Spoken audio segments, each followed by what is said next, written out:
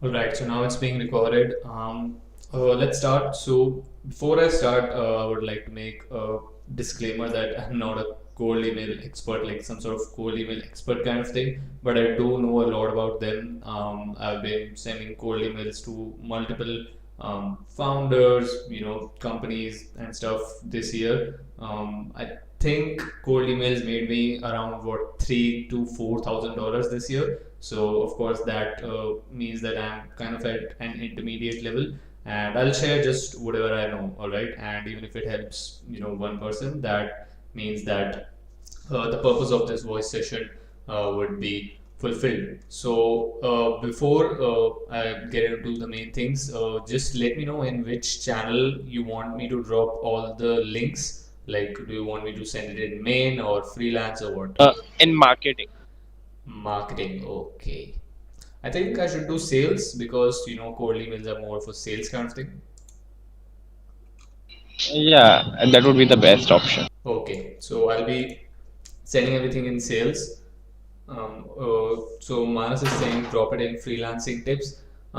It's actually like more of a sales kind of thing, like freelancing. Of course, we talked about it before, but today I'll be dropping it in sales. I hope that doesn't make much of a difference. So let's get started. Cold email. Uh, did someone ask a question? I wasn't able to hear you. No, Ronit, go ahead. Okay, so first I'll talk about what are cold emails for some complete beginners. So cold emails, it's very simple. Someone who doesn't know you gets an email from you, that's a cold email. Let's say today I email Gary V. He doesn't know me, right? He doesn't know who is Ron Magnani, but he receives an email from me. That's a cold email. There was no prior contact between us two, and I sent him an email. That's a cold email. If there was some prior contact and then I send him an email, that's not a cold email. That's a regular email or a warm email or some kind of that kind of thing. But cold emails are you have no prior contact with that person and you email them. That's known as cold email.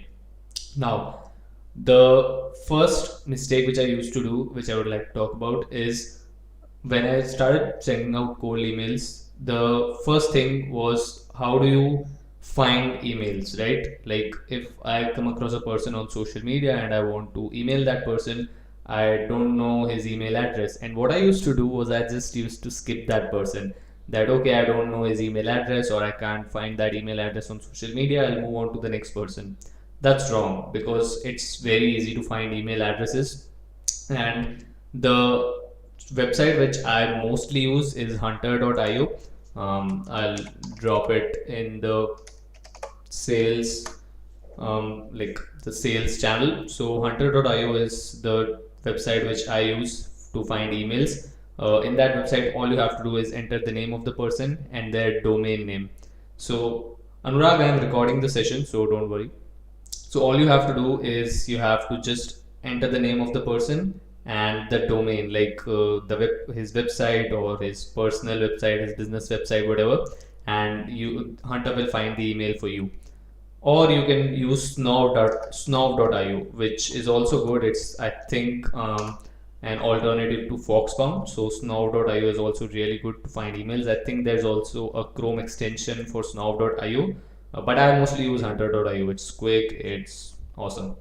So that's how you find emails. A lot of people, a lot of beginners have this question that before I send a cold email, how do I find emails? So you can use hunter.io, you can use snow.io. Mostly you can find emails through social media channels. Or like if you go to someone's LinkedIn profile and you go to their contact info, there is like you'll find it somewhere. Mostly people put that in their contact info, or if you go to their Instagram profile and click on the email button, of course it will take you to the page through which you can email them. So first just use their social media profiles to find their email, and then if you can't find it on their social media, use now.io or use hunter.io. And if if none of that works, which is a very rare case, all you have to do is guess an email, and I'll tell you how to guess an email. So let's say if the name of the person is John Doe, okay, and the name of his business is gardening people, it's just random name. Let's say the name of his business is Gardening People, and his website is like the website of the business is gardeningpeople.com. John Doe and the website is gardeningpeople.com. Mostly the email will be john at gardeningpeople.com. A lot of people use this. Their first name at the rate the domain, whichever the domain is. And even if you use Hunter, you will see that's the case most of the times. Recently, I cold emailed Anthony Pompliano, who is one of the biggest Bitcoin bulls. He runs Morgan Creek Digital, and it's very hard to actually get reply from such people because they get thousands of emails per day. But I got a reply from him, and I'll talk about that later. But the way found out his email was social media, but that was also kind of the same structure, like the name and then the domain name. So if you are emailing me, even I have the same business email address, ronit at ronitmangnani.com, because that's the domain and that's my first name. So that's how you can guess, or you can of course use different tools which I mentioned. So I hope that clears the point of how to find emails. I'll wait for questions, no separate questions, only questions about finding emails, and then I'll move on to the next topic.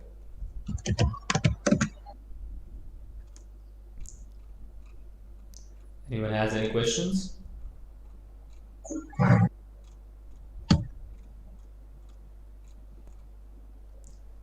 Okay, I'll move on to the next. So, This is Sanket. Am I audible? yeah, Sanket, you're audible. Sorry to interrupt, but I'm very new here to the Discord server. May I know what sort of like conference is this? What sort of meeting is it? So there is a voice channel in which people can just discuss through voice, like not video. All of us are using just voice.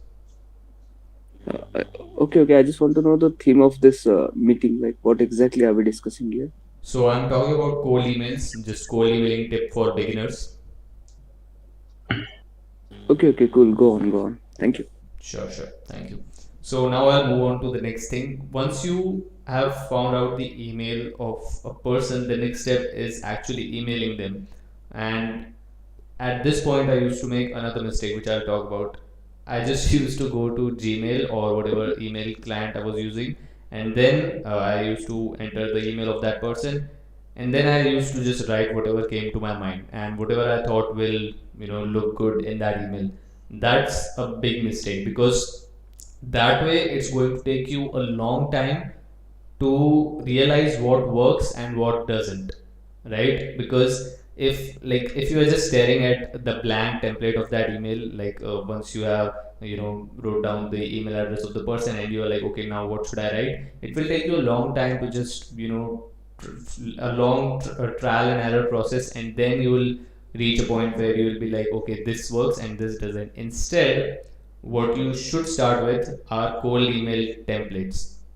They are awesome. All you have to do is just change some information regarding whatever you are sending the email to, and just when you change that a little bit of information, that template will work wonders. It will at least work better than what the email which you would have sent, just coming up with random words which came to your mind.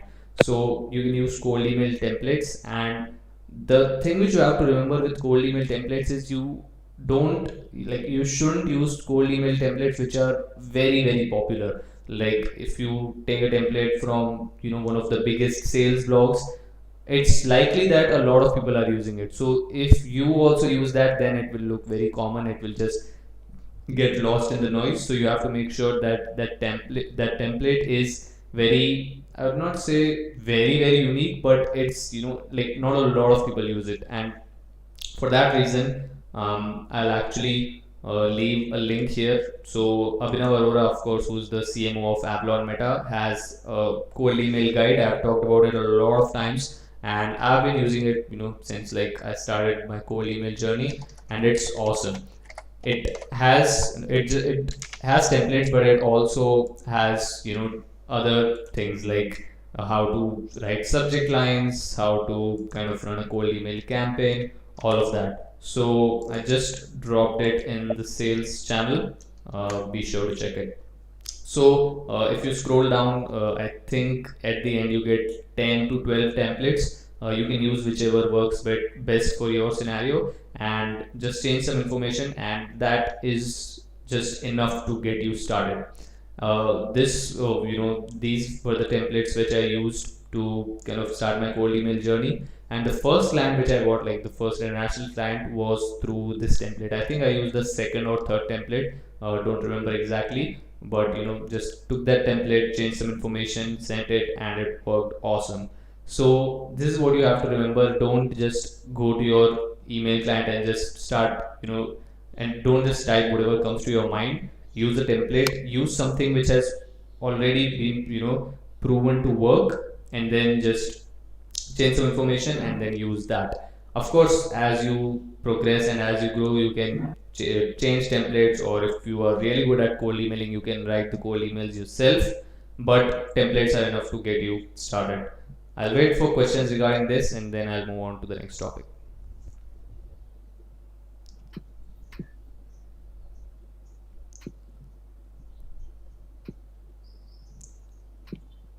Anyone has any questions? Hello? No. Hello. Yes, Hello. I'm Yeah. audible. So I'm it sorry does, to does yes. this template does this site has templates to job as well, like kind of sending a job request to the hiring manager, talent acquisition kind of thing? So I think you can actually, put that on Google and you will get specific templates. The website which I shared is for general, cold emails. It's not specifically for sending out, job proposals or something like that. But there are tons of templates on the internet. So if you just put that on Google, like job cold email templates, you will get awesome templates, and those will be specific. So those will work better than what I just shared, which is more of a general cold email kind of thing.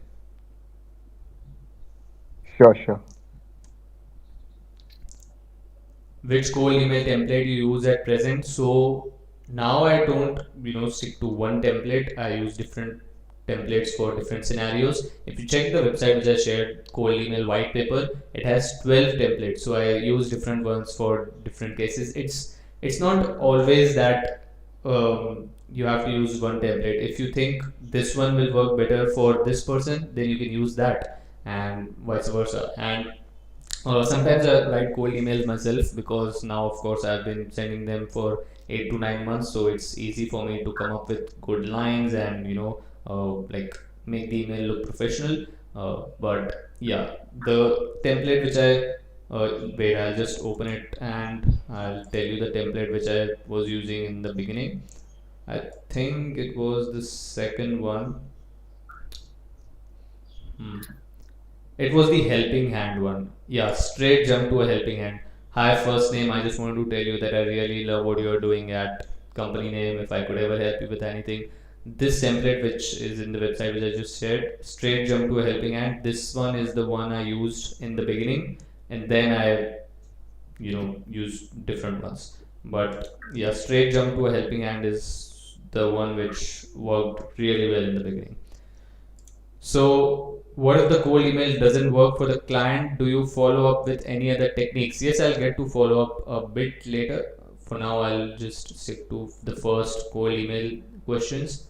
Any more websites for finding email? There are tons of websites for finding emails, but I just like to use hunter.io. Yeah, someone was asking a question.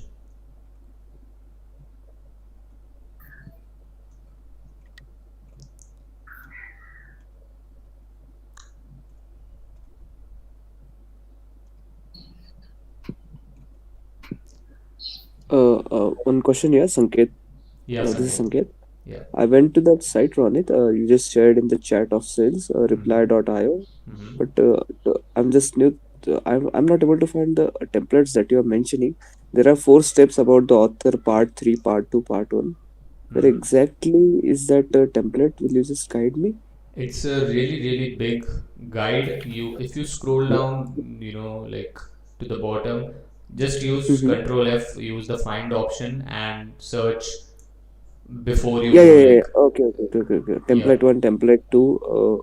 The Okay. template one is the respectful open, then the cheerful open, then the transparent beginning. There are a lot of templates, but it's in the end, it's a really long guide. So It's actually, if you're using it Understood. on desktop, you'll also see table of contents on the left panel.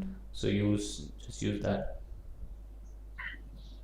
And one more thing, like, can we use this template to like for the sales, like whatever product we want to promote for that thing? Are we using these templates?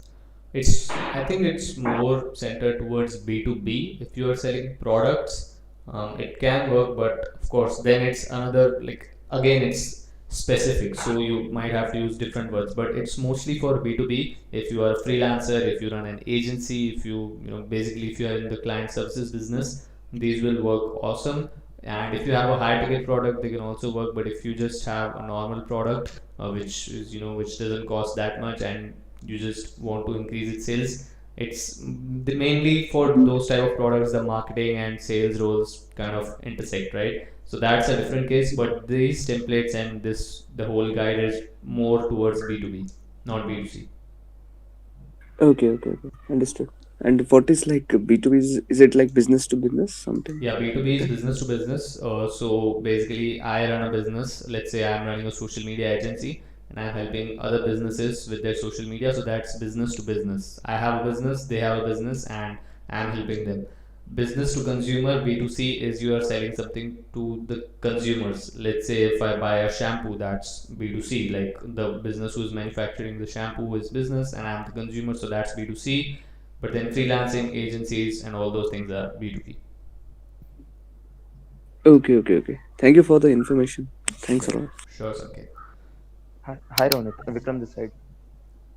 Sorry, can you just speak a bit louder? Yeah, hello. Am I audible? Yes, you're audible.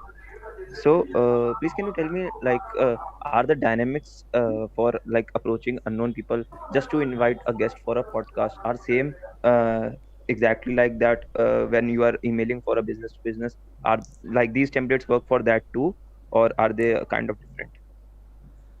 I think you will get, again, it's just whenever you get into specifics, it's better to use specific templates. So instead of these templates, you should use podcast interview templates. There are some awesome ones. Wait, let me just, I shared podcast templates on, like, to my friend on WhatsApp that day. I'll find it and I'll send that as well. You can use that. Those were the templates which I used for like 3 to 4 months. Wait, I'll just find that chat. Okay, here it is. Copy link, sales. Here you go. You can use these templates for inviting like great guests on your podcast. It like, apart from templates, it also has different tips and insights of how to get great guests. So you can use this. Sure. Thank you so much. Sure.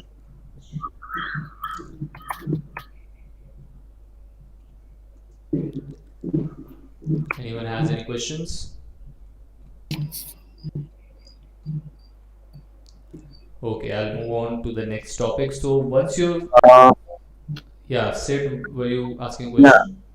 I just want to ask in which chat channel are you sending the links? The sales channel. Thank you. Yeah. So once you send the cold email, what will happen is, like, the first time I sent cold emails, I think I made a list of 10 people and sent that email to 10 people. Like, where are Mazikin is asking where are the templates. If you scroll up a bit, I sent a website, reply.io/cold email white paper. Go to that, scroll down, you'll find the templates. So what I was talking about was, I sent cold email to like 10 people in the beginning, and when I say cold emails, I might use it interchangeably for LinkedIn or email. Sometimes I use LinkedIn if there is less noise there. If someone has very less audience on LinkedIn, and it's, like, there's a higher chance to get a reply on LinkedIn rather than email, I might use LinkedIn. Sometimes I might use Instagram, but I'll use the term email for most of them, because it's like, it doesn't matter much if you are sending that piece of text on email or LinkedIn or Instagram. Basically, the other person will just be reading it. So the first time I sent it, I sent the cold email to 10 people, and 2 people replied. So 2 or 3 people replied. So that's like 20 to 30% like reply rate. and the others didn't reply. And at that time, I made a mistake, which I realized later. I actually didn't follow up with them, like the other 7 people, because I thought they are not interested. But that's not the case most of the times, because people are very busy. People get a lot of emails every single day, a lot of messages on LinkedIn, a lot of messages on Instagram. So you have to follow up with them. And now I'll share a follow-up template which works great for me. I remember previous month I reached out to a client from Brooklyn, New York, and I reached out to them and they didn't reply. So this time I followed up with them because I was like, okay, they might be busy, because of course, if you are running a business in New York, you get emails from multiple people, like from all across the world. So I followed up with them, and it's short follow-up template. Wait, I'll actually open the email so that I can be more specific.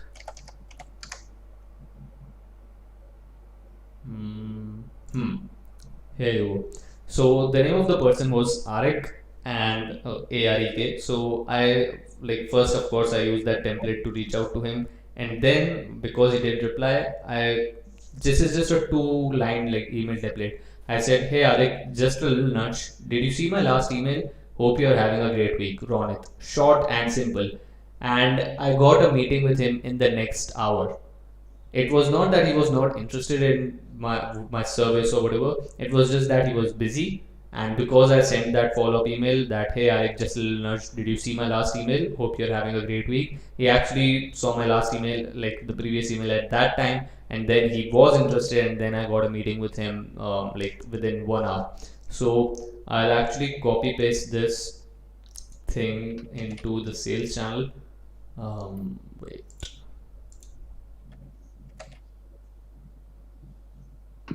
Yep. So I'll actually replace it with first name so that people who see this message after the session, they don't get confused. Sorry to interrupt, Ronit, No at this problem. point, but may I know, like, you emailed that person from like US? I think he was from US, as you mentioned. What exactly did you email him? What was the thing? Yeah, so I run a social media agency, not a marketing agency, but a content agency. We basically help people and businesses with their social media content, and that was the service I reached out to him for.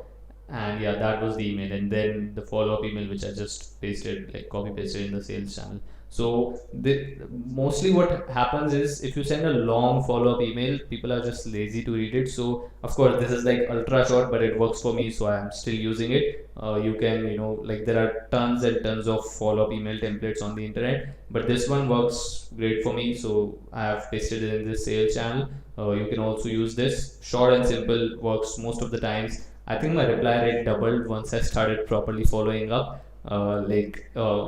20 to 30% people, 30% of the people replied at the first time, and after the follow-up, another 20 to 30% of the people replied. So make sure you are following up properly. I've shared this template. It's, awesome to get you started. Once you have some experience, you can of course use different templates or use something else. But now I'm going to talk about the main topic, which will dramatically increase your reply rates, and that's personalization. All right. So personalization is making the email specific to the person you are sending it to. So the thing with templates is they are not really personalized. You can actually just use the same template and send it to 100 people. Just, all you need to do is change the name, change the company name, and all that stuff. So it's really hard to personalize. But if you've gone through Varun's video in the Avalon like sales course, he talks about personalization. So how do you actually personalize is very simple.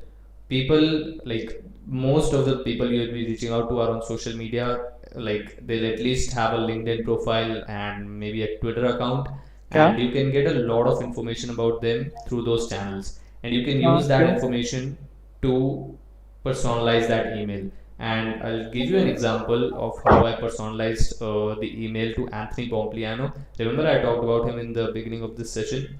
So if I used a template and sent it to him, there was absolutely no chance that he was going to reply. because of course he's like just search him up, like look him up on Twitter and LinkedIn, Anthony Pompliano. He has like more than 100K followers I think on Twitter and LinkedIn. Also he has a big audience. He's on news channels most of the times.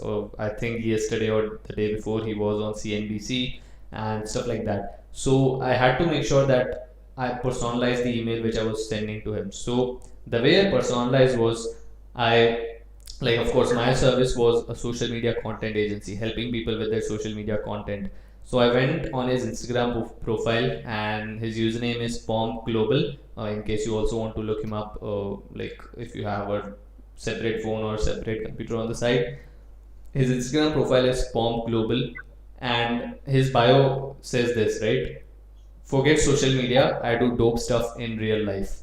Now, instead of me worrying about that, should I reach out to him, because he's already saying forget social media, I do dope stuff in real life, so maybe he's not interested in social media.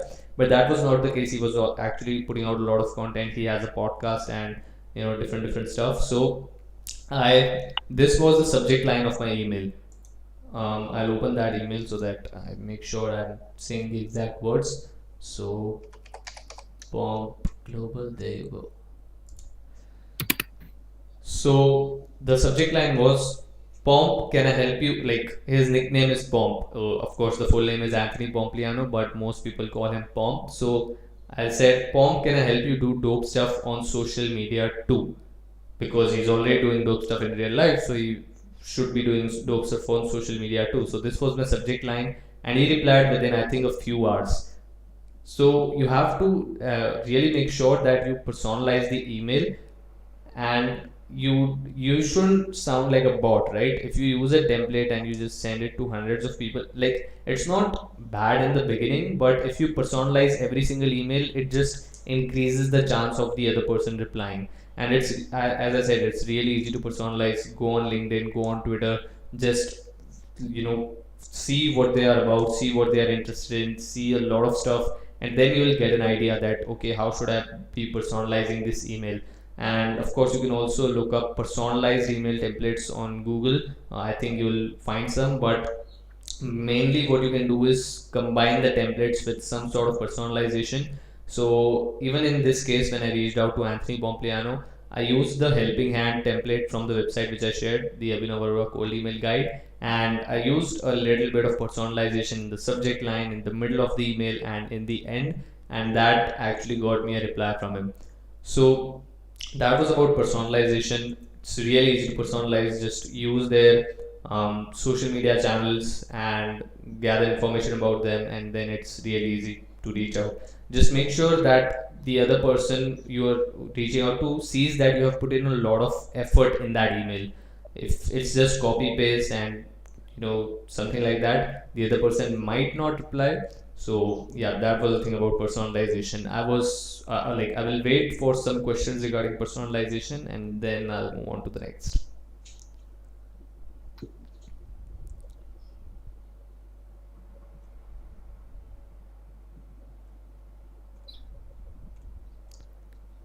Anyone has any questions? Okay, let me actually pick the question from the text channel. What is a healthy number of follow-ups? So it depends, right? So I'll tell you this. If you're using Gmail for reaching out to people, you will not know that whether the other person has opened the email or not. All right, you'll be like, okay, I sent the email, but I don't know that the other person has opened it or not. And in order to know whether the other person has opened the email or not, you should be using, I think HubSpot offers it, because HubSpot is free. Of course, there will be a lot of other email, like services like HubSpot, which allows you to see whether the other person has opened the email or not and automate a lot of things. But HubSpot is free, so you can use HubSpot, and it will actually show you that has the other person opened the email or not. So let's say if you reach out to someone and they haven't opened the email, then it makes a lot of sense to follow up, because they haven't opened the email, so follow up will be required to catch their attention again. And if they don't open the follow-up email also, then you can keep following up until they at least open the email, right? And if they have opened the email but they haven't replied to you, it doesn't necessarily mean that they're not interested. It might mean that they just got busy or something. But if they aren't opening the emails, the number of follow-ups can be fairly high. Like maybe you can go to 6, 7, 8. Like it depends on your service and how sure you are about the other person getting value from your service or product, right? But if they are opening your emails and they are not replying, the follow-up should be limited, because it means that yes, they are seeing whatever you are pitching them, and they are just not interested.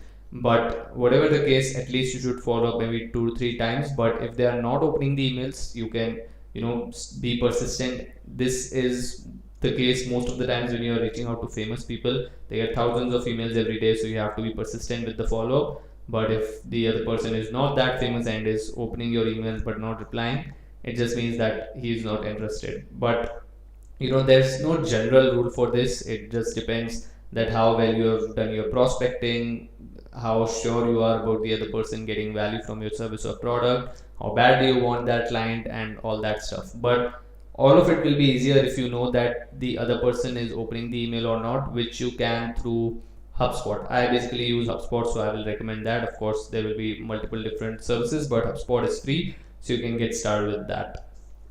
God from Heaven 19 is asking, can you simplify personalization? So personalization is this, right? The other person should feel that the email was specifically written for them, not like just some copy paste things and you just change the name and something. I think you can go through Varun's video on personalization, which was on the Avalon sales course. He describes personalization really well, and he shares a lot of examples too. So you can of course go through that. But personalization, it's just it makes the other person feel that yes, this email is specifically for me, and it's not just some mass cold email campaign with just the first name, last name, placeholders, and stuff like that. So that's how you can personalize. The more you personalize, the higher the chance of the reply rate, and that's the thing. Should we personalize every single email, knowing the fact that it is gonna take more than double the time? um, See, it again, it depends, right? So when I got started, I think I just had 5 to 6 hours free per day. So I just wanted to work with 1 or 2 clients. So in order to get 1 or 2 clients, I just had to reach out to 10 or maybe 20 people, right? So it made a lot of sense for me to personalize every single email.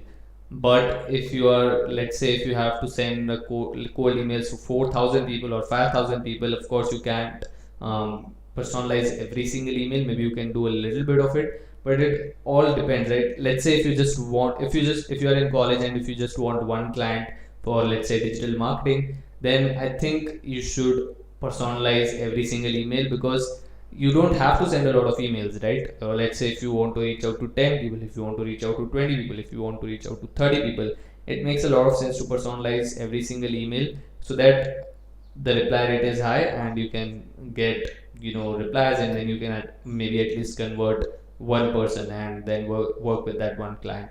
But if you have to reach out to hundreds and maybe thousands of people, then personalization might not be that important, because it's not possible for you to do it. So it's very context driven. It depends on the situation. So Elliot is asking, we can use Streak in Gmail to check whether they have opened or not, and many more things, Jonathan Mangnani, and it's free. So I haven't actually checked Streak in Gmail. Even if it's there, HubSpot is really, really good. HubSpot, it's not that HubSpot only offers you to see whether the other person has seen the email or not. It has a bunch of other features. You can load all your prospects in that, all your conversations, everything. It's awesome. Instead of just using, a notes app or Excel for managing all your prospects and leads, use HubSpot. It's free. It's awesome, and it will, help you with emails as well.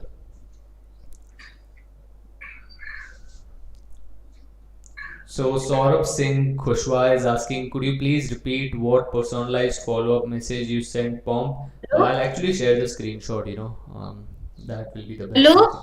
Hello.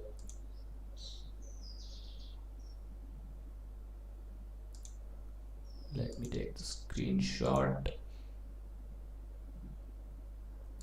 Hmm.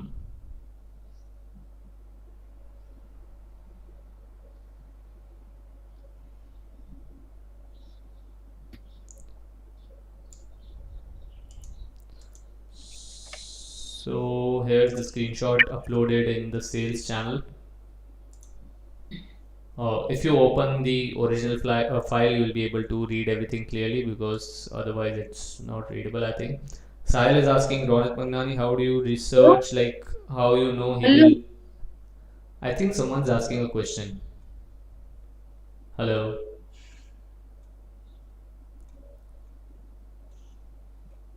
Hello. All right.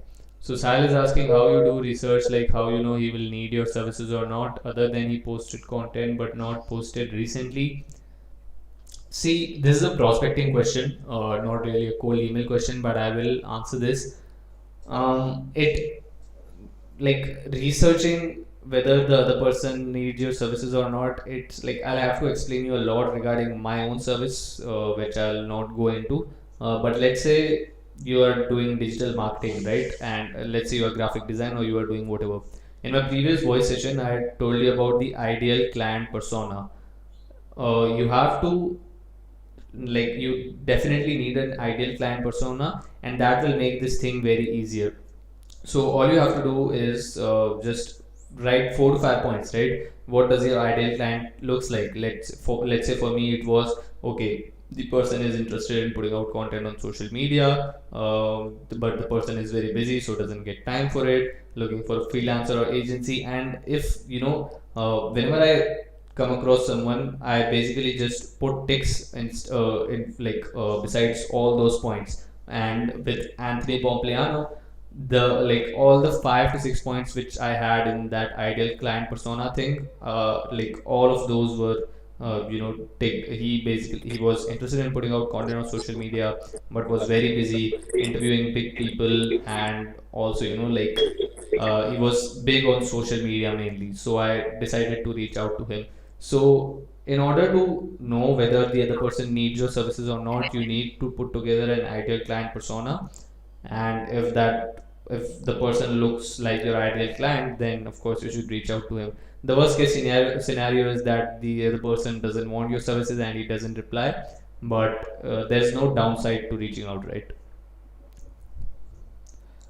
So tool to scrape emails from Instagram or any other platforms. I used Phantom Buster. It scrapes just usernames as far as I know, but it has freemium model. Any other tool suggestion than this?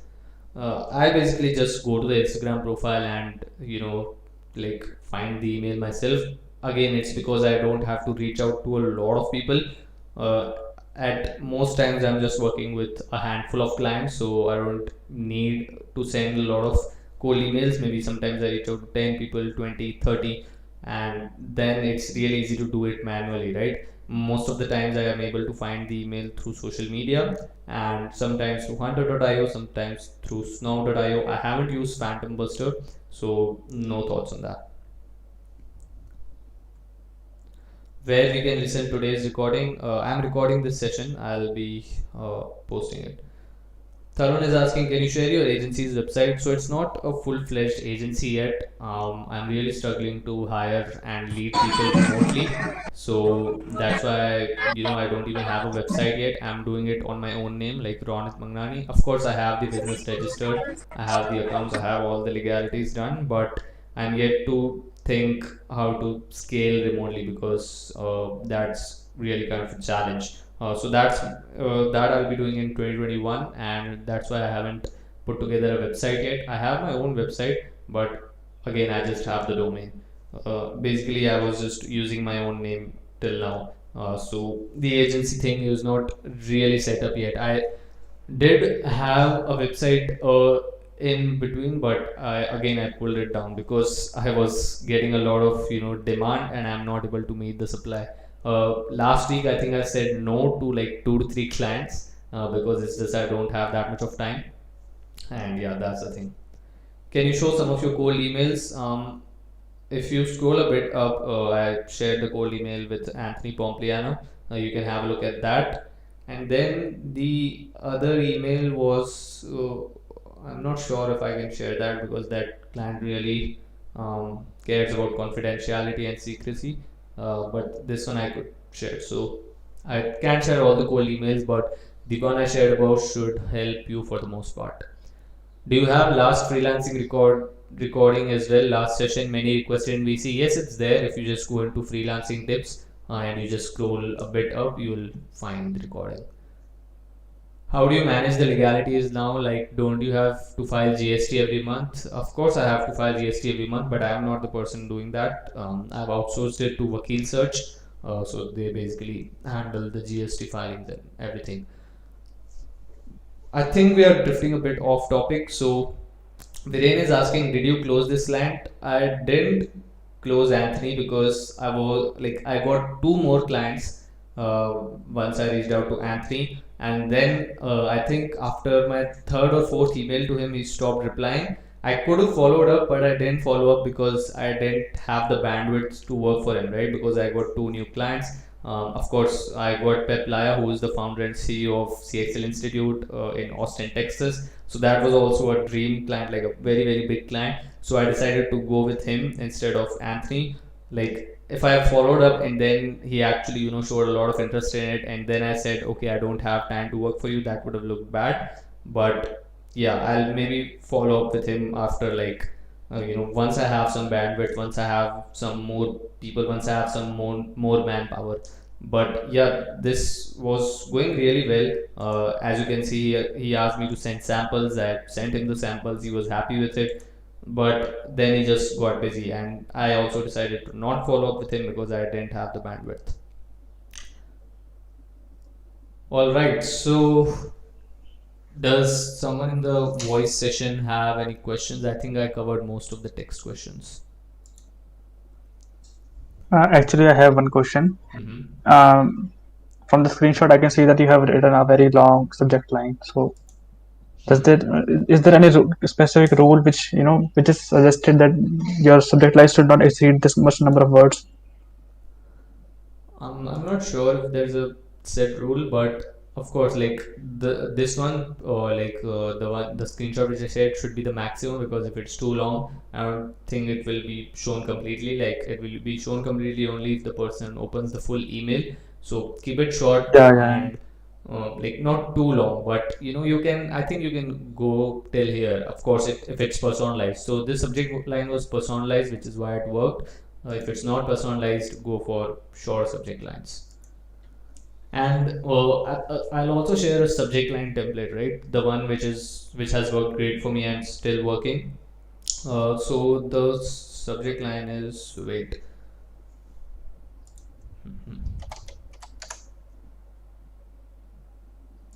All right. So, can I help you with what you do? The subject line works. Okay, there's also a question mark in the end, so let me just edit it.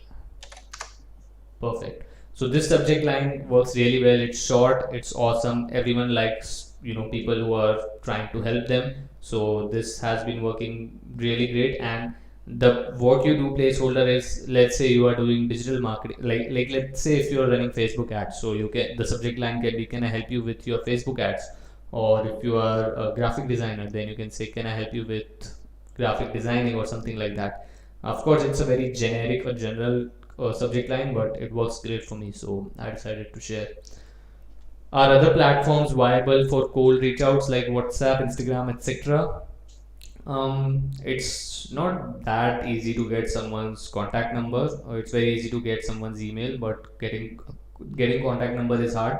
I think the conversation should be shifted to WhatsApp only when you have some prior contact. Let's say if I cold email someone, they reply, they agree to get on a meeting, we get on a meeting, we discuss some things, then they decide to share the contact number, then I will ask them, can we move this conversation to WhatsApp, because it will be easier to kind of communicate there versus email. And then if they say yes, then I'll move the conversation to WhatsApp instead of doing that in the beginning. Of course, you can use Instagram if they have, like, it's basically about picking the least noisy channel. If they have a lot of Twitter followers, a lot of LinkedIn followers, if they are getting a lot of emails every day, but they have just, let's say, 200 followers on Instagram, then but they are active, then sending them a DM on Instagram makes sense. Again, you can use all platforms, right? Let's say on day one you email them, no response. On day two you DM them on Instagram, no response. On day three you DM them on LinkedIn, and you get a response. Then the job is done, right? So use everything properly, space those things out, and I think it should work. Or don't, like, a lot of people, what they do is they send an email or a message on all platforms at the same time, and I don't like that really, because I actually, like, a lot of people do that with me. I see their message on Instagram, LinkedIn, Twitter, email, everywhere. It's just a bit annoying, right? So do it, like, properly space those things out, and that will work great. Like, on day one, reach out to them on one platform. If they don't reply, then move on to the other, instead of sending them emails on all platforms together at the same time. All right. Anyone has any questions? Voice channel.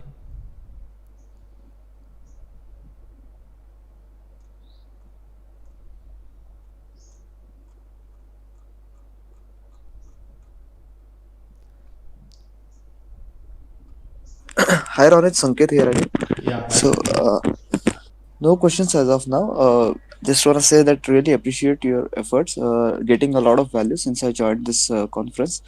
So, thanks a lot. May I just know that when will be the upcoming conferences about the similar things like prospecting stuff and all those things? So I'm thinking of doing one every Saturday. Of course, previous Saturday I skipped because I didn't really have any topics in mind. But I'll do one every Saturday. 4 p.m. will be the time, like maybe 5 p.m. sometimes, but yeah, Saturday afternoons will be like every week Saturday afternoons. Okay. Thank you. Thanks a lot, man. Really appreciate your efforts. Sure. You're welcome. What points do you speak to clients to make them familiar with you, or you directly jump to the point on call or chat after getting a reply?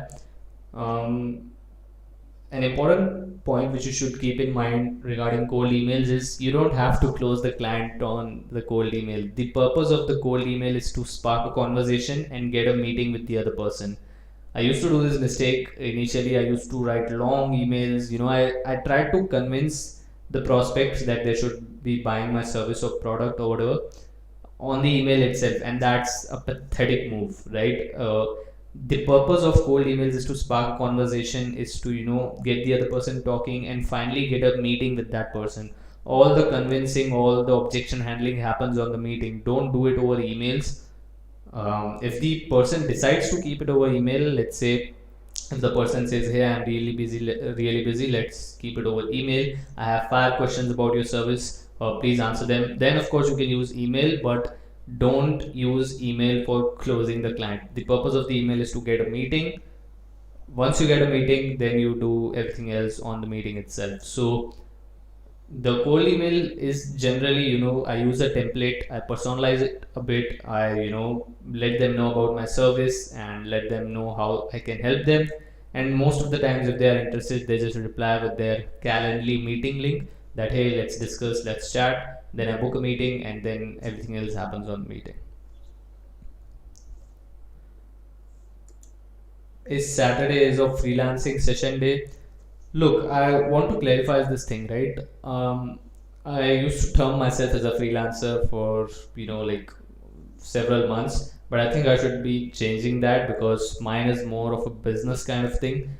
A lot of people have been asking me about, hey, you are a freelancer, you are not on platforms, you are not on Fiverr, Upwork, and just everything. So I don't think I'll be using the freelance word from now. It's just too many doubts. You can create like a B2B business or like anything. So which is why the title for today's session is how to tip cold emailing tips for beginners instead of freelance, because freelance I covered in the previous session, so you can check that out. And Saturday is not a freelancing session. Saturday I'll be on voice chat and you can ask me whatever you want. there will be a topic which I'll start with, but then it can flow into a general discussion and you can ask me whatever you want in whichever way you think I can provide you value. Do you include targeting location in your ideal client persona in US? The location is US itself, not a state within the US. So the ideal client persona thing had a point that the person should be from US, because for my service, like of course I can also use UK, but US is good, because I'll tell you what happens. So if I work with one client from Texas, it will be easier for me to close a client from Brooklyn by telling them that, hey, I worked with this client from Texas, versus if I said, hey, I worked with this client from the UK, like it has less familiarity, right? But if I use an example of someone who's from the US itself, then the familiarity is more, and the US market is pretty big. I don't find any reason to expand to different countries for now, so I've been just using the location as US. How do you find potential clients? I talked about prospecting in the previous session. It is different for every service. I also explained about mine. I actually come across a lot of people on social media. I check their profiles. I see if I can help them. Then I reach out to them.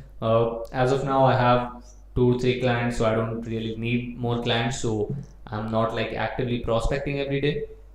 And yeah, that's the thing. But it's different for all services. There is no one particular way to prospect. It's just you have to be creative about how you find people. Just create the ideal client persona and then think where on the internet you can find such people, and then just do that. LinkedIn Sales Navigator will also be great for prospecting for the most part. It doesn't work for my service because the ideal client persona which I have, the filters which I want are not there in LinkedIn Sales Navigator, but it will work for most of you who are in freelancing or digital marketing, any kind of agency or stuff, so you can use that. Rajan is asking, after the initial meeting and let's say the client is in for your services, and then how do you follow up, like for the payments? You share the bank details, UPI IDs, you start the service, even if they don't pay initially. So I send in the invoice after the work is done, not before, because as I said, if you work with credible clients, if you work with big clients, you don't really have to worry about payments. And it's always that I reach out to people who I think might have pretty big standards, so I don't want to charge them first, and then if they are not happy with my work, refunding them, I don't like that. So this is how it happens, right? Cold email, they reply, they agree to get on a meeting. I get on a meeting with them, and we chat, we discuss everything, and if they are in, they are like, okay, let's go. Then I work for like I send the invoices every single month on, not on 30 or 31st, but the first of the next month. So this time of course I'll be sending before 31st because it's the end of the year, and for tax purposes we have to clear everything before 31st. But when it was, let's say, November, I didn't send the invoice on 29th November or 30th November, but on 1st December. The reason for that is if I send the invoice on 29th or 30th November, the invoice which is generated shows the date of 29th or 30th November, but the money, through I basically use PayPal. So if you use PayPal, you know that it takes 1 or 2 days to reach for the money to reach your bank account. So it was creating problems in filing for GST and stuff, because you have to explain the transactions through bank statement itself. So the invoice was showing that the transaction was done in the month of November, but the money came in December. So there was this problem. So that's why I use the first of the next month to send invoices, so that even if it's 1, 2, 3 or 4th or 5th of the month, it doesn't really matter because it's in the same month. Whereas if I use 29th or 30th, the months are different. So I hope it helps you if for your tax purposes. I went a bit in detail, but to answer your question in a broad format, I use PayPal. I work first and then I send them the invoice. PayPal has a great invoicing tool, and yeah, that's how it happens. I charge hourly. The current rate ranges around $15 to $20 per hour.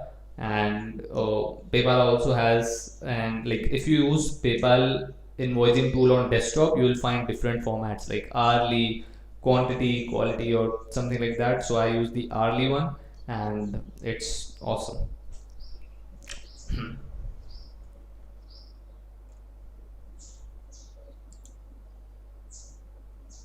Any other questions? Several people are typing, so I'll wait for the questions in the text channel.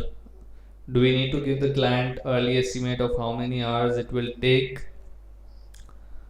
You can, if you know how many hours it will take.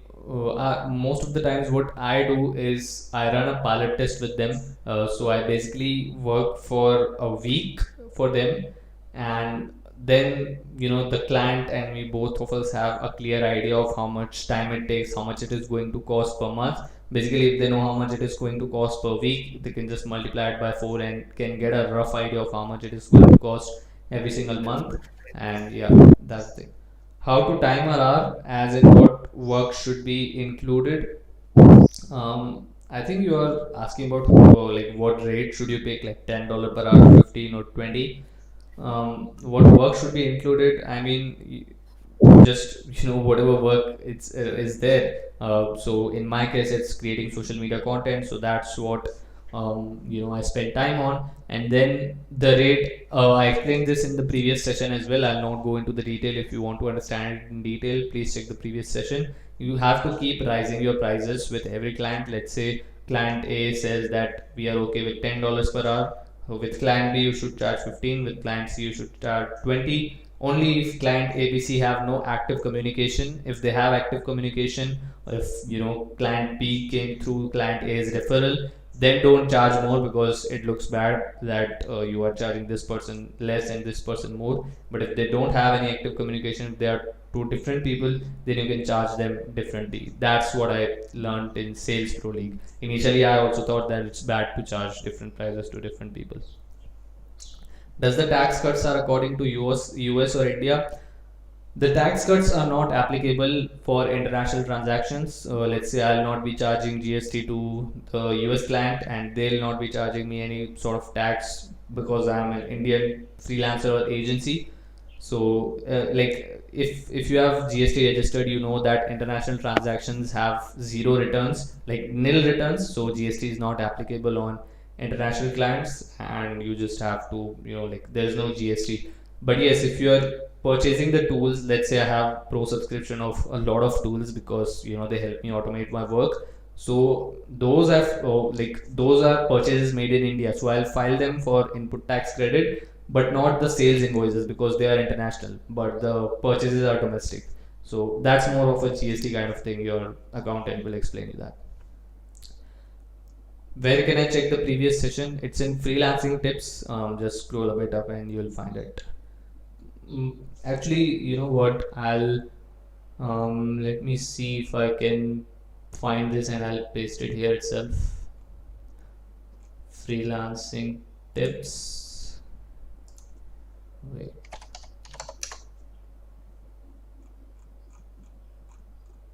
Okay, here you go. Copy link.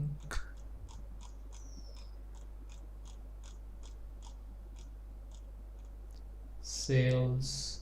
Okay, SwitchGod already posted this, so thanks so much. And how to get brand deals in online events. I'm not sure what you're asking. Maybe I'm not experienced in this, but if you elaborate your question, it will be awesome.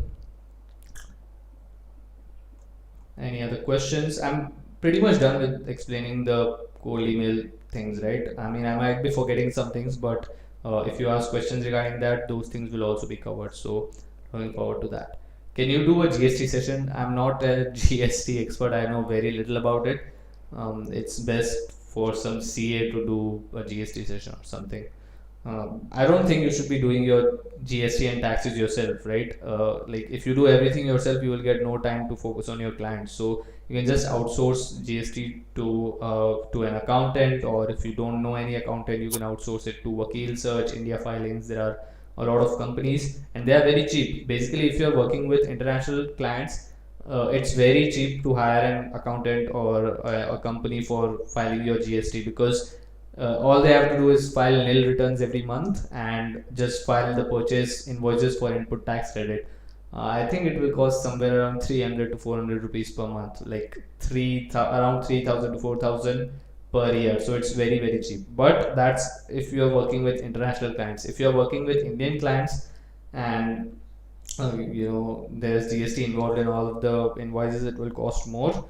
But yeah, basically just let the accountants do it. Don't focus on that yourself. It's very, very, it's not easy to just study everything and then file your GST. Or it just takes the mental energy away from working on client work.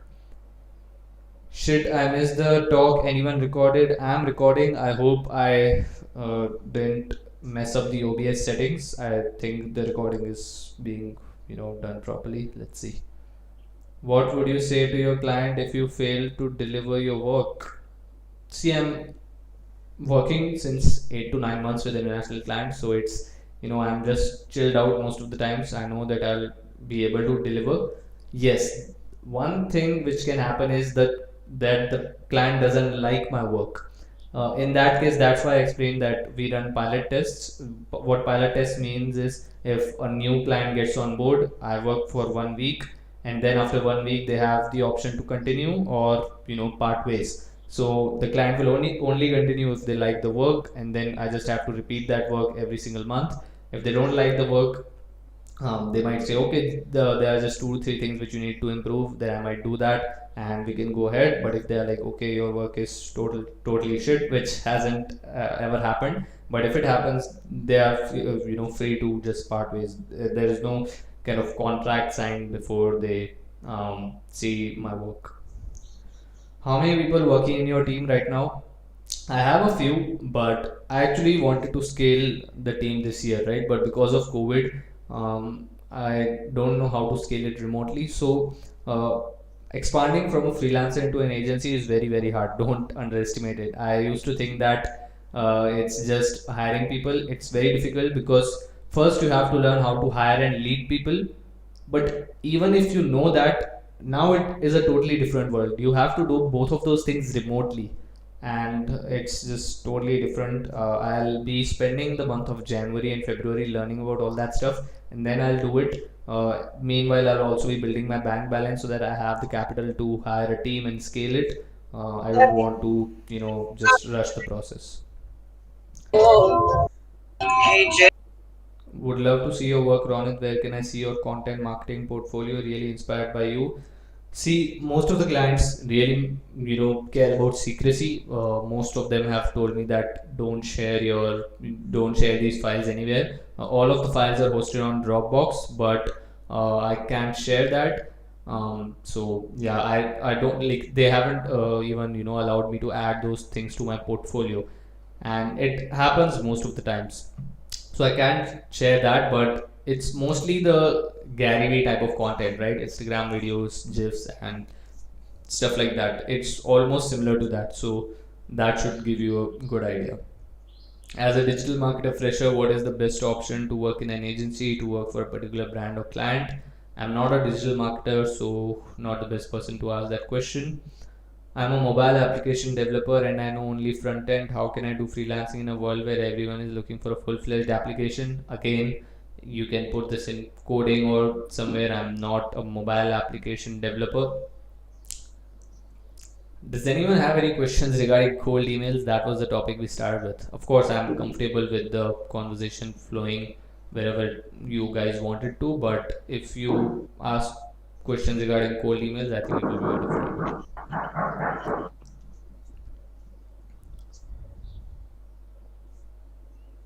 Hey Ronit, I want to ask one thing. Like, if you are cold emailing someone for a work and he asks for a sample, like what type of sample do you present? Great question. So there are two ways to do this, right? Either you share a sample of your previous work, or you share a sample which you created specially for themselves, and the latter works better than the former because everyone likes to see what you can do for them, right? So what I do most of the times is I create some content for them and then I share that instead of saying, hey, I did this work for this client, see this. So the latter works better. You can do that if you, of course, if you want to win trust, create something for them for free, send it to them. If they like it, it's just really easy to convert them. Basically, the only thing which remains after that is agreeing on the price.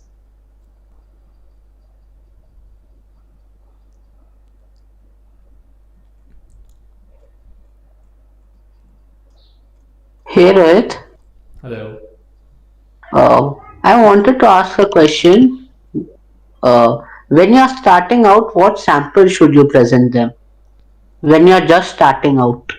Yeah. So again, it will be the same thing. Create something for them. Let's say when I got into this social media content thing, I had zero things to show anyone. So what I used to do was, if I used to get a cold email reply, I used to create something for them for free because of course they are interested.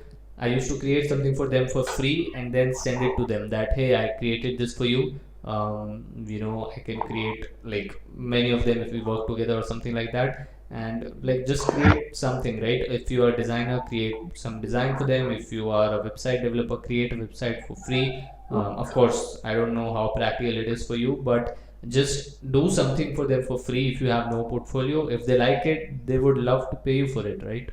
You don't have to work for like a month for free. Maybe you can give them a free 1 week test, maybe 2 week test. Maybe you can just create something, a little bit and share it. So it depends. Just create something and send it to them, and create something specifically for them. That will work better. Thank you. Where you share sample in email or Dropbox. So I upload it on Dropbox and then I attach the link in email, but it's specific to my service. If yours is different, you can do it differently. It doesn't really matter. Basically, the prospect should just like the sample. Do clients really care if you use Photoshop or Veed.io if you are getting the work done? Veed.io is a shit software. You will not agree with me on this, but if you use it, like I have the pro subscription of Veed.io, right? And it's a shit software, and I'll tell you why. The output is really compressed. So what I did was I edited a video in Premiere Pro, and I edited the same video, like same style, same font, everything in Veed, and then I compared the quality, right? The quality which you get through Premiere Pro and the quality which you get through Veed.io is just, there is a massive difference in that. And again, when you upload it on Instagram or Twitter or LinkedIn, it will further get compressed. So it's better to use Premiere Pro than Veed.io, because like I think the Veed.io compressed my file from 300 MBs to like 50 MBs. So that already gave me an idea that it has done heavy compressing. And when I compared them side by side, like the Premiere Pro one and the Veed.io one, the quality difference was massive. So I don't know by when Veed.io will fix this thing.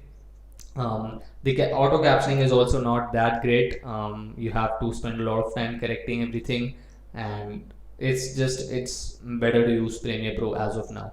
So yeah, Veed.io, if you use it, it will heavily compress it. The clarity will not be that good, and again, when you upload it on Instagram, it will further get compressed, so it will not look good.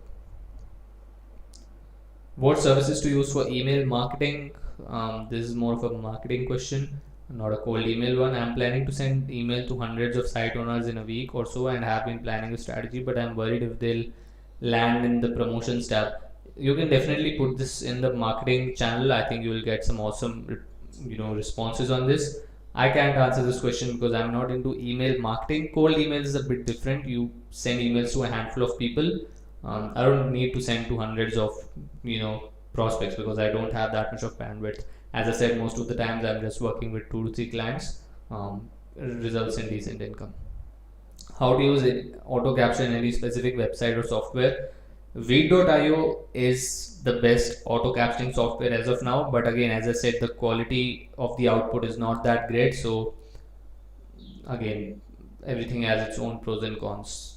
Why use auto captioning when you can use manual captioning in Premiere Pro? I know it's very time consuming, but if you really care about the customer, if you really care about your clients, you should put an extra effort. They are paying you for the hour, right? You don't have to do it for free.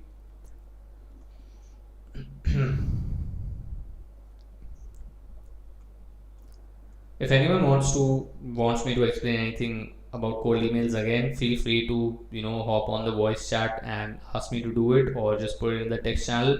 I think I'm done with most of them. I explained you how to find emails, I explained you how to reach out, I explained you how to personalize, I showed you a screenshot, and I also explained you how to follow up. I think it's pretty much done, right? Then it's just getting on meetings and the rest of the process. Prem, Yeah, Ronit, yeah. just a quick question. You said after cold emailing, if it gets successful, you schedule a meeting with the client, correct? Yes, correct. So just for that, I'm asking, like, you schedule a normal meeting, like a Zoom meeting, or like anything specific you prefer to do that? It's a Zoom meeting most of the times. I don't know anyone who's using Skype in 2020. So yes, it's a Zoom meeting. Sometimes they share their Calendly link through which you can book a meeting, and sometimes they say, "Oh, hey, please book a meeting at this time," and send them an invite. And it's really easy to schedule a Zoom meeting and send them an invite, right? Just Google it, you'll see the process. So yes, it's a Zoom meeting. And I'll also share another thing, right? This is more on the meetings part. So record every single meeting, because it's a great feedback for you afterwards. Like, you can watch your recordings later and see where you messed up, see where you did good, see where you need to improve, everything. The question which most people have is how to record, like how, like whether the clients will feel comfortable or not, the prospects, that why this person is recording this meeting or something. So the best thing to do is, wait, I'll have to open WhatsApp for this because I have the template there. So when you hop on a meeting, don't, like, of course you can start the recording from the first second itself, but you have to ask this question. Control C. Okay, I just put it in sales.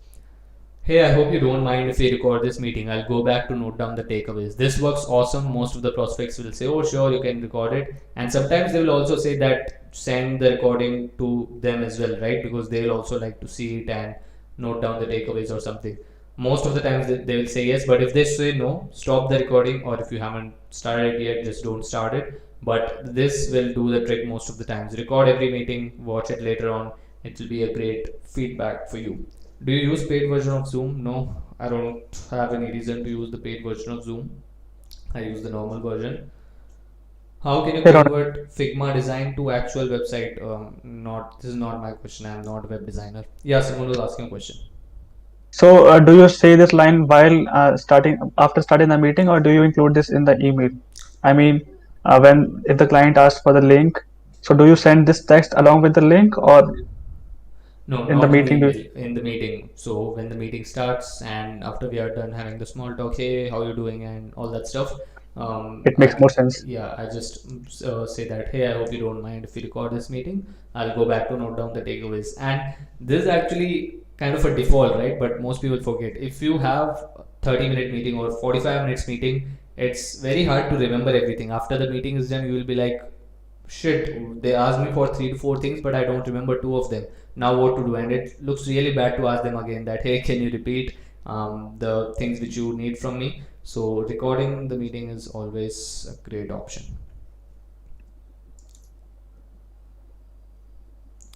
Zen Master is asking company name. I'll not share it now because I don't want to mess up the SEO of it. Of course, I have the domain. It's a unique name. It's a generic name. It doesn't mean anything, so that I can pivot whenever I want. I have it registered also, but I'll not share it now. I haven't shared it anywhere. I think it will take a few more months once I reach that point. How did you find your clients initially? I reached out to 10 people on LinkedIn, 8 to 10 people. 2 replied. Both of them scheduled a meeting with me. 1 ghosted me.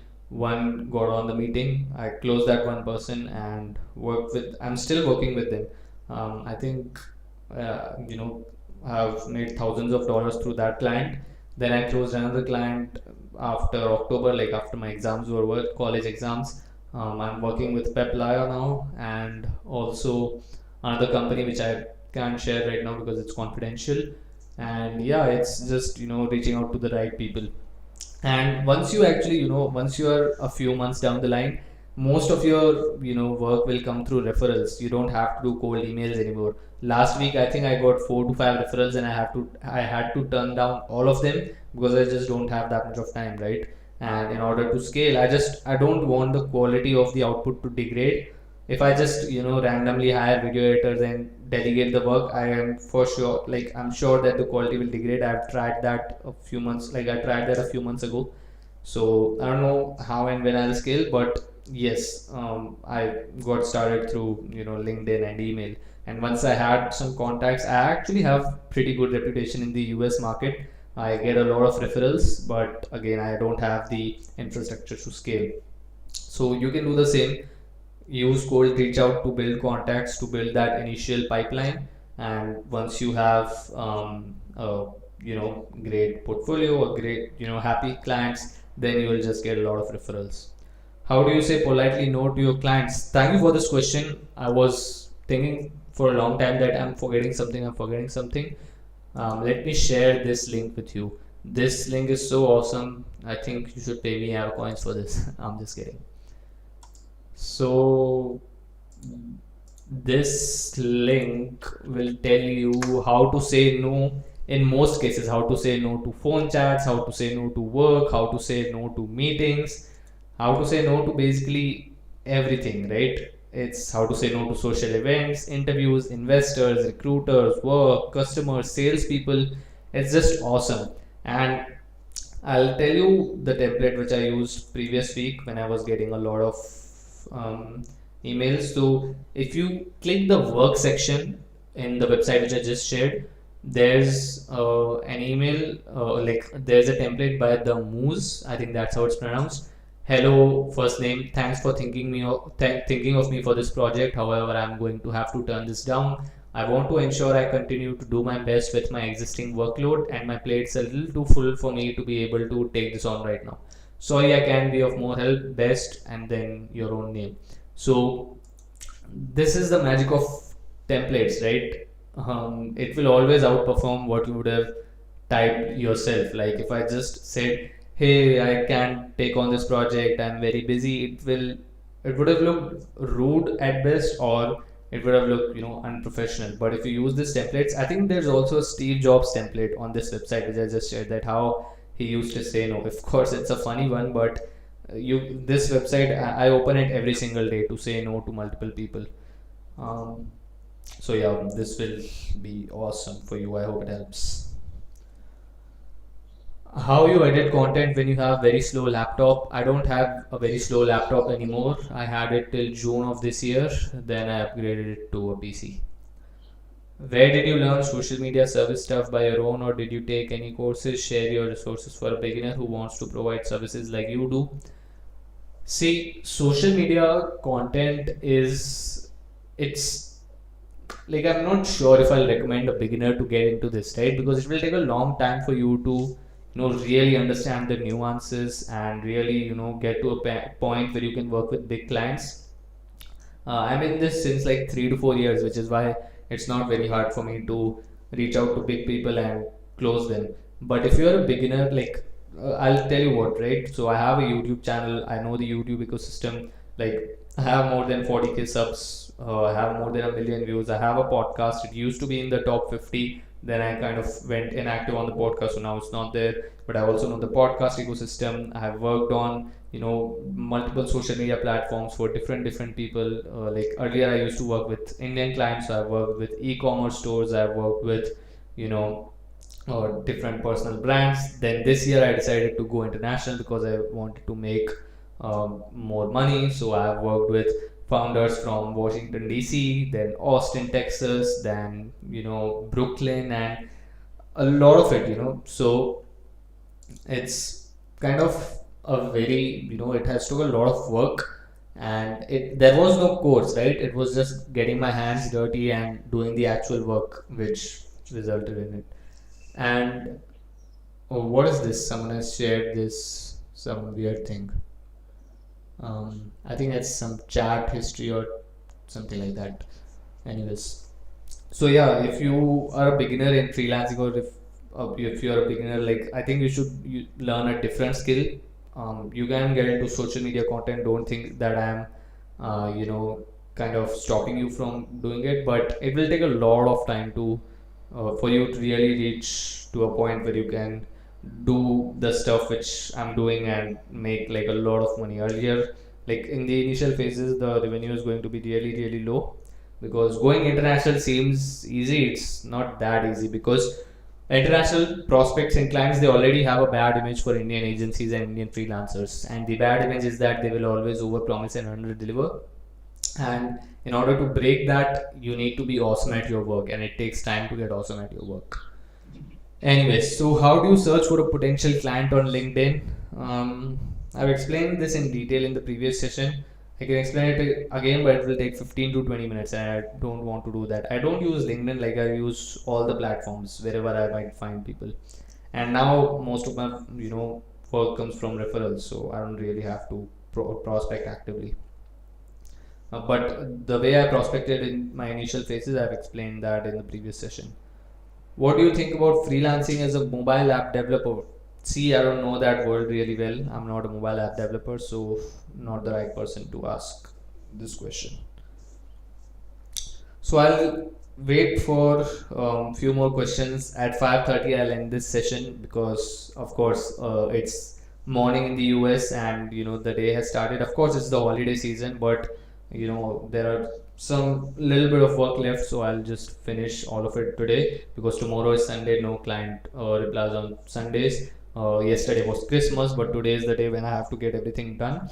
So at 5:30 I'll be hopping off the VC. Zen Master says, you said you file nil returns. Do you do that even when you receive money? Because nil returns are usually when you have no sale. You didn't really get my point, right? GST is not applicable on exporting services or international transactions. Like I'm doing a service, I'm doing it for an international client that's exporting a service. It's not applicable there. It's 0% GST. So that's why nil returns. It's of course when I have no sales, then of course it's again nil returns. But since GST is not applicable on international stuff, so that is also nil returns. So you don't have to show your sale. No, of course I have to show my sale. I have to upload the sales invoices, but I don't have to pay any GST for it, because it's not applicable. Of course, the sales invoices are uploaded every month.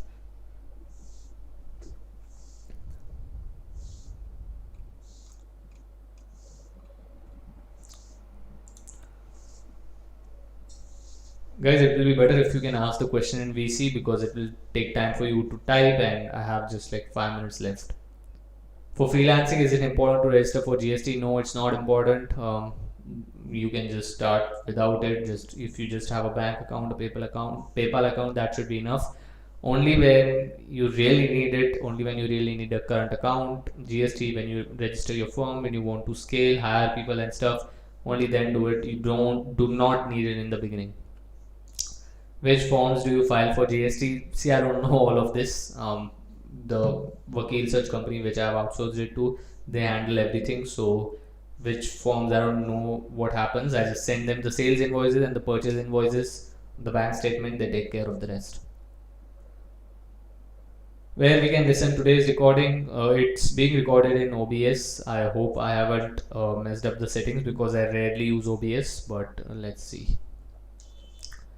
Last few questions, guys. Try to ask them in VC instead of typing. That would be my advice, but again, your choice.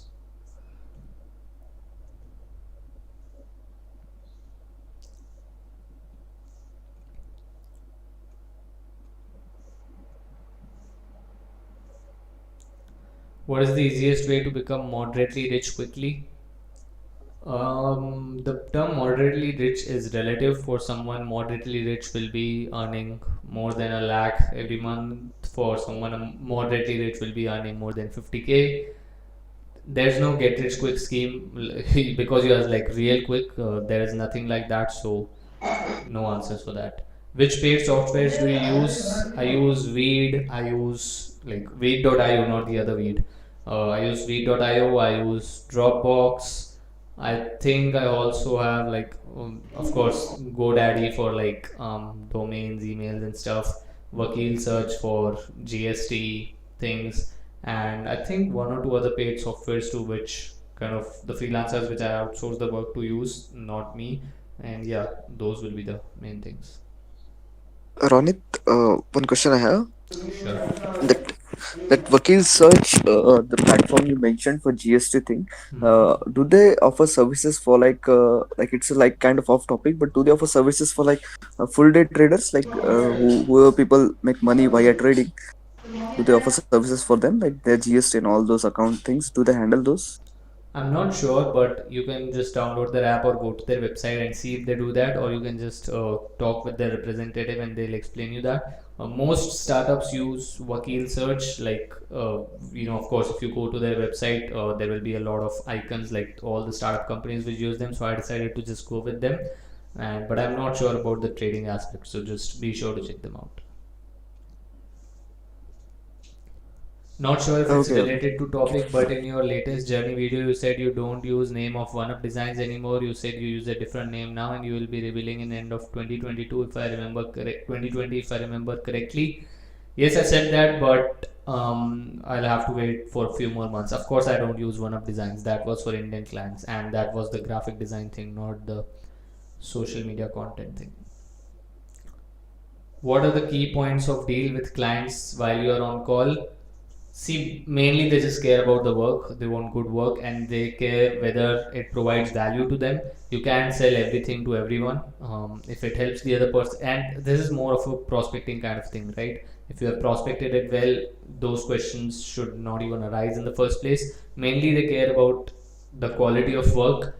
Then they care about what it's going to cost for them, how much time is it going to take for them to get that done, and yeah, just those things. And just be like a good professional person on the meeting, so that they can trust you with their money and their work and their accounts, like social media accounts in my case. In your case it might be Facebook ads account or something, whatever.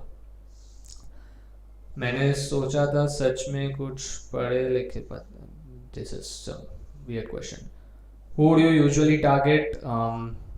Personal brands and business brands who are putting out content. So it's 5:30, guys. I'll be hopping off the voice chat now. I'll be sharing the recording through a YouTube unlisted or Google Drive or something. Thank you so much. Just one last question, because Abhishek is trying to ask this since, like, I think he has tried 2-3 times. How's your freelance experience with Indian clients compared to US clients? I prefer US clients. They pay more. They are more professional, and like the US market respects social media more than the Indian market. I can be wrong about that, but I prefer US clients. It's been awesome working with them since the last 8 to 9 months. Of course, the main thing for me with freelancing, which is the revenue, it has been awesome. Everything's great, so I think I'll prefer US clients. Thank you so much, guys. I'll be sharing the recording soon, and goodbye.